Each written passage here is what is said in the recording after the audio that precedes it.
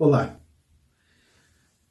quero trazer a público agora a segunda nota pública a respeito da Operação Falso Profeta. Como todos sabem, nós estamos representando algumas vítimas dessa operação, representamos também um grupo de profissionais que está se desdobrando de forma voluntária para tentar dar a essas vítimas um amparo, analisar os seus casos e, havendo a solidez necessária, levar até as autoridades. Eu quero falar hoje sobre 4 assuntos, essa nota já estava programada para sair, no dia seguinte que saísse a primeira nota, e eu quero falar sobre 4 assuntos, principalmente assuntos que vão organizar o trabalho que está acontecendo. Primeiro assunto, nós disponibilizamos o número de WhatsApp para que as vítimas entrem em contato e conversem com o atendente no primeiro momento. Esse contato que vocês farão, e isso já foi falado ontem, mas nós estamos aqui para reforçar, esse contato que vocês farão, ele é um contato que pode ser anônimo se você quiser, você não quer se identificar, não tem problema no primeiro momento, mas você vai poder relatar o seu caso ali para o atendente que vai verificar o que está acontecendo e deixar isso para que um advogado faça a análise antes de entrar em contato com você. Ele vai analisar seu caso primeiro e daí vai entrar em contato com você em alguns dias já, ou já logo na sequência, tá? Muitas pessoas entraram em contato, mas muitas pessoas mesmo. Todos os casos de vocês estão sendo catalogados e já estão na mão da equipe jurídica que está cuidando dessa situação.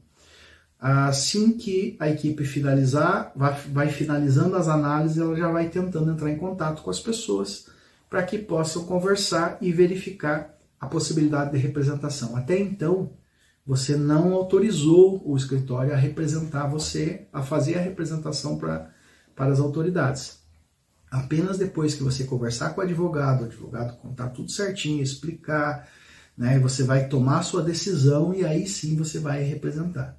Muitas pessoas que nos procuraram já quiseram enviar os documentos e tudo, não tem problema, pode enviar, não tem problema nenhum. Quanto mais documentos, quanto mais informações o advogado tiver, mais rápida é a análise dele e mais rápido ele retorna para você, tá certo? Outra coisa, o horário é das 9 às 5 da tarde. Nesse horário os atendentes estarão disponíveis, das 9 da manhã às 5 da tarde, para conversar com vocês. Se você precisa mandar em outro horário, etc., não tem problema, basta mandar no WhatsApp, manda a sua mensagem, se quiser já adiantar o seu relato, já pode adiantar. No dia seguinte, assim que o atendente chegar, ou os atendentes chegarem, ele já começa a conversar com o pessoal e já começa a ver o que está acontecendo, o que aconteceu no seu caso, e já vai dando orientação para você já aí também, tá bom? Então essa é a primeira questão que eu queria falar, sobre o atendimento como tem sido e como será, tá? A respeito da representação para as autoridades. A representação para as autoridades só acontecerá após você conversar daí com o advogado. Tem que ter um advogado para conversar com você, porque é ele que pode te dar, ele que pode te dizer as orientações jurídicas e tudo mais, fazer os procedimentos que tem que fazer, e daí sim nós faremos a apresentação do seu relato às autoridades.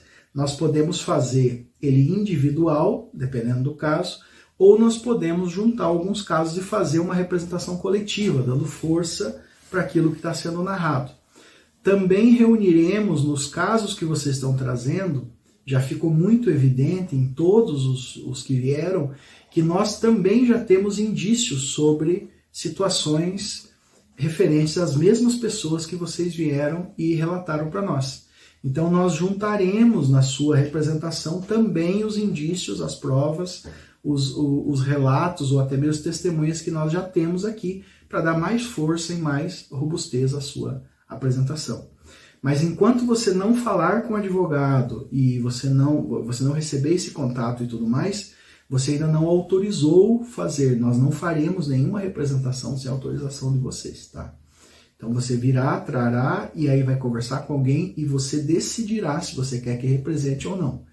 Se você não quiser representar, nós podemos usar o caso como um exemplo, alguma coisa assim, garantindo o sigilo, obviamente, que a gente sempre colocou aqui, que é para isso que existe esse grupo.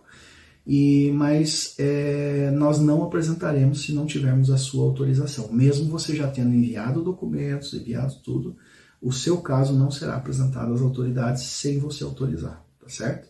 Então esse é o ponto, é o segundo ponto que eu gostaria de falar. Terceiro ponto, eu quero falar sobre responsabilidades diretas e indiretas. Profissionais que trabalharam para a Orcrim ou prestaram serviços para aportados, para vítimas, e não sabiam que era um Orcrim, eles acreditavam, fizeram serviços, abriram empresas, holding, etc., fizeram uma série de coisas para essas pessoas, também começaram a nos procurar numa boa quantidade, em grande quantidade. Esses profissionais estão com uma dúvida recorrente e nós queremos soltar nessa nota pública e sanar essa dúvida recorrente. Qual é a dúvida que os profissionais têm? Alguns comunicadores também e tudo mais. A dúvida é a responsabilidade. Eles dizem assim: eu não ganhei dinheiro não ganhei dinheiro com a venda dos aportes. Então, por exemplo, os aportes foram vendidos, foi passado o dinheiro para o membro da organização criminosa, mas não veio uma porcentagem para mim, uma participação. Eu não ganhei dinheiro com a venda dos aportes. Como é que eu posso ser responsabilizado? Existem vários níveis de responsabilidade. Se você de alguma forma contribuiu para a atividade da organização criminosa, você tem uma responsabilidade em cima dessa contribuição que você deu. Independente de você ter ganhado proveito financeiro sobre os aportes. Independente até mesmo de você ter ganhado qualquer proveito financeiro.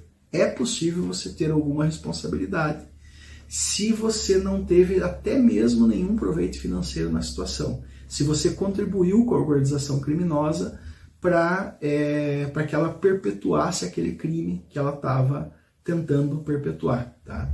Então existem níveis de responsabilidade, não é só a questão de receber o dinheiro da venda do aporte.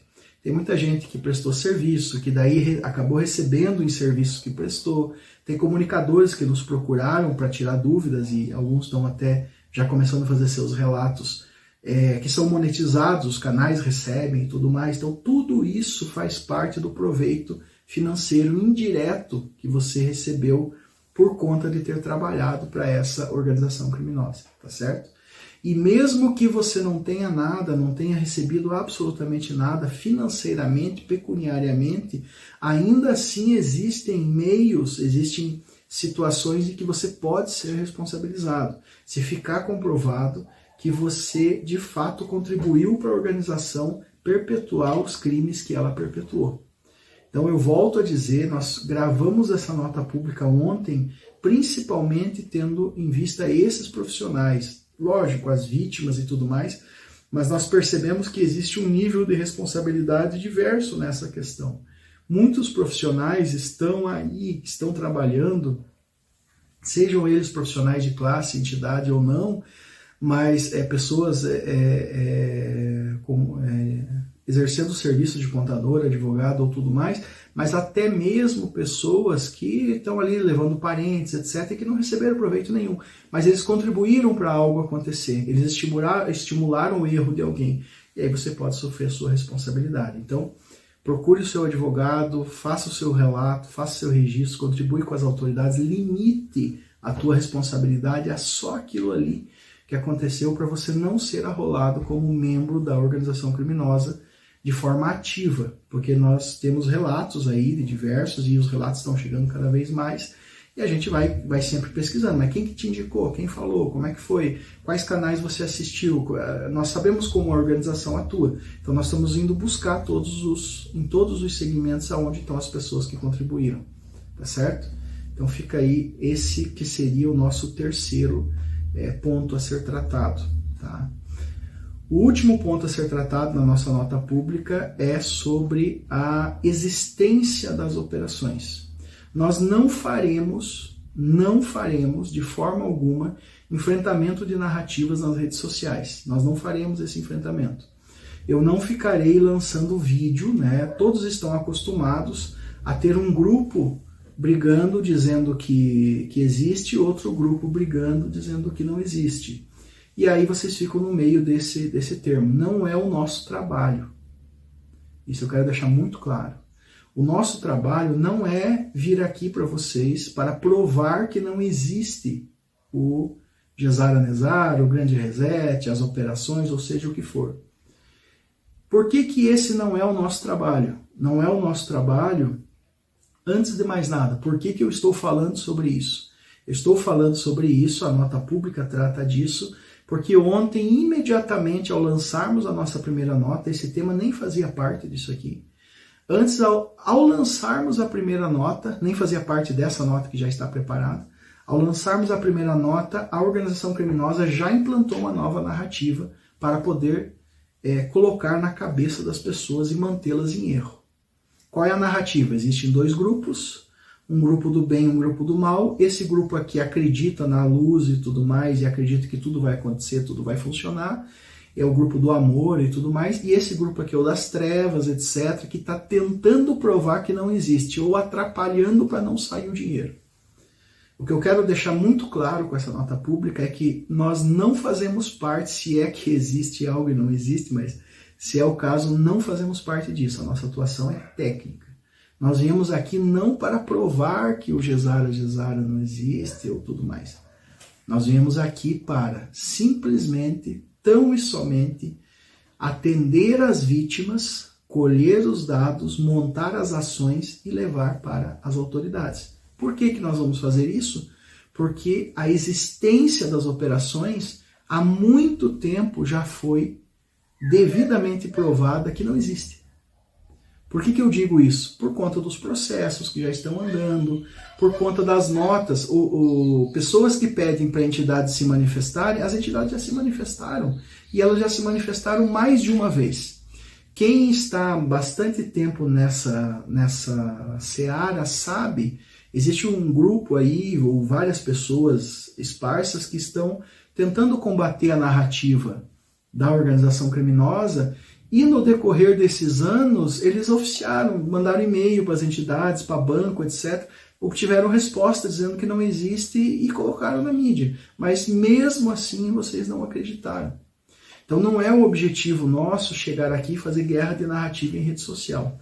O nosso objetivo é gastar 100% do nosso tempo, com exceção das notas públicas, que eu vou gravar vídeo para soltar, para que as pessoas possam entender melhor, mas gastar 100% do nosso tempo em atender as vítimas, montar os processos e trabalhar conforme a nossa competência.